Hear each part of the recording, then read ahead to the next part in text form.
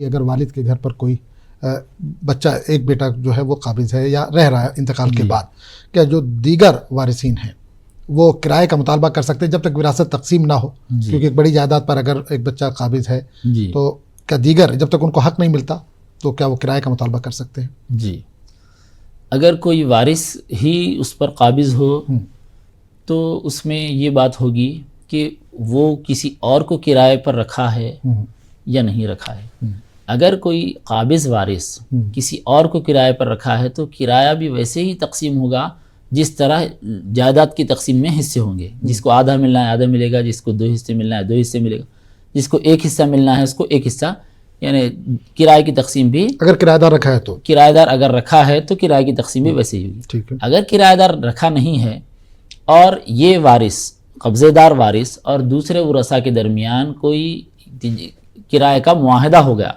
تو ایسا معاہدہ ہونے کی صورت میں بھی اس کی تقسیم ویسے ہی ہوگی جیسے کہ حصوں کی تقسیم جائیداد کی تقسیم ہوتی ہے۔ اگر کوئی